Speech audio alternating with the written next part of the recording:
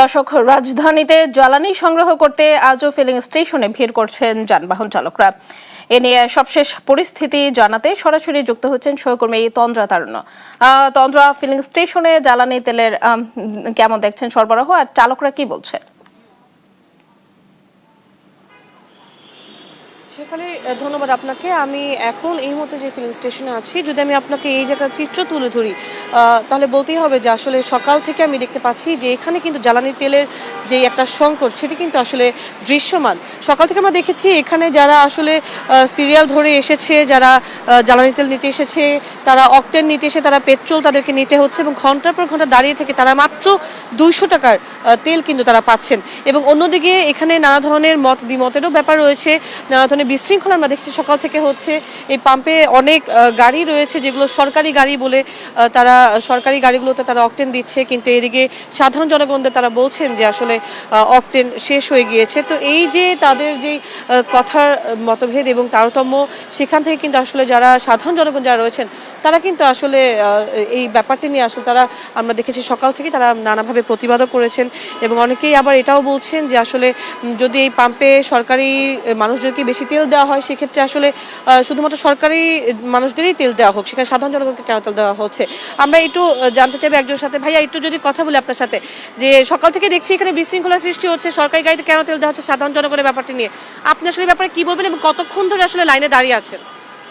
আমি এখানে 1 ঘন্টা দাঁড়িয়ে আছি। আমি এখানে তো অপেক্ষার পরে এখন 200 টাকার তেল নিয়ে যাচ্ছি।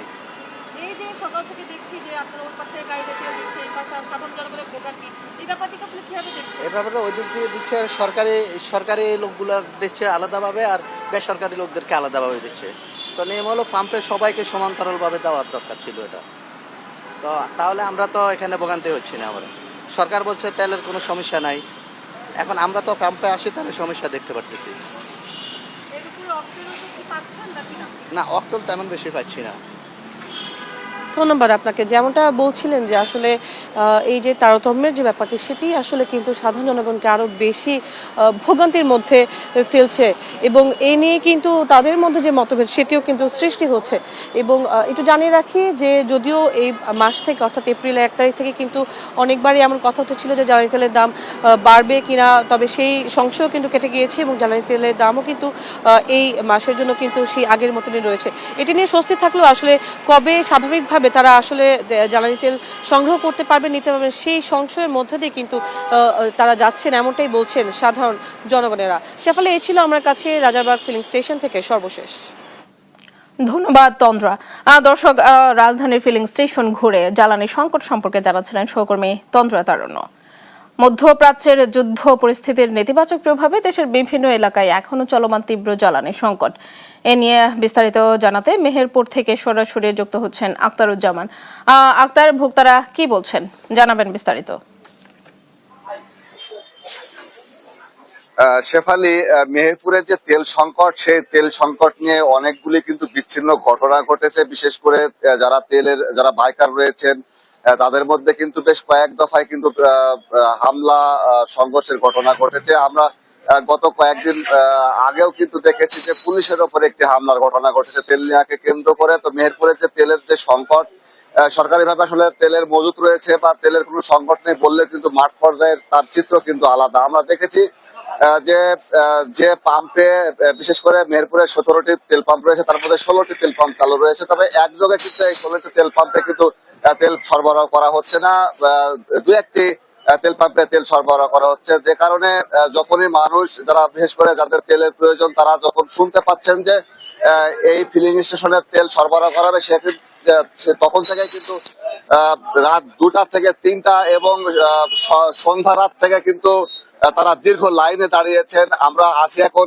মেহেরপুরের গাংনী উপজেলার একটি ফিলিং স্টেশনে। আমার ডান সাইডে দেখবেন যে এখানে কিন্তু প্রায় 2 কিলোমিটার জুড়ে কিন্তু মধ্যরাত থেকেই কিন্তু এই যে লাইন, মোটর সাইকেলের যে লাইন, সেই লাইনের কিন্তু দীর্ঘ সময় পার করে কিন্তু তারা তেল সংগ্রহের চেষ্টা করছেন। তবে আমরা পাম্প মালিকদের সাথে কথা বলেছি, তারা বলছেন যে 200 থেকে 300 টাকা তেল দেওয়া হচ্ছে।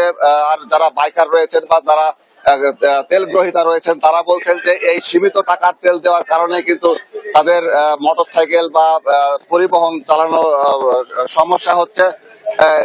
যদি বলি ডিজেলের কথা, তাহলে কিন্তু এখন জানেন যে মেহেরপুর একটি কৃষি প্রধান জেলা। এই জেলায় কিন্তু প্রায় 10,000 হেক্টর জমিতে 10,000 হেক্টর জমিতে গমের চাষ হয়েছে। এখন কিন্তু কম্বাইন হারভেস্টার দিয়ে সেই গম কিন্তু সংগ্রহের কাজ চলছে। প্রায় 400 কম্বাইন হারভেস্টার কিন্তু এখানে প্রতিদিন কিন্তু এই গমের কিন্তু কাটামারায় কাজ করছে। তারা তেল সরবরাহ পাচ্ছেন না ডিপো থেকে, এমনটাই জানাচ্ছেন আমাদেরকে পাম্প মালিকরা। তবে প্রশাসন থেকে বলা হচ্ছে যে ডিসিপ্লিন মেনেই পুলিশ প্রহরায় এবং আইন শৃঙ্খলা রক্ষাকারী বাহিনীদের উপস্থিতিতে তারা তেল দেওয়া শুরু করছেন। কিন্তু সাধারণ মানুষের দাবি যে যখন থেকে ডিপো থেকে তেল আসবে পাম্পে, তখন থেকে দেওয়া শুরু করলে কিন্তু পেছনে দীর্ঘ লাইন পড়বে না। তো এই ছিল আমার কাছে মেহেরপুর থেকে তেল সংকট নিয়ে সর্বশেষ। শেফালি।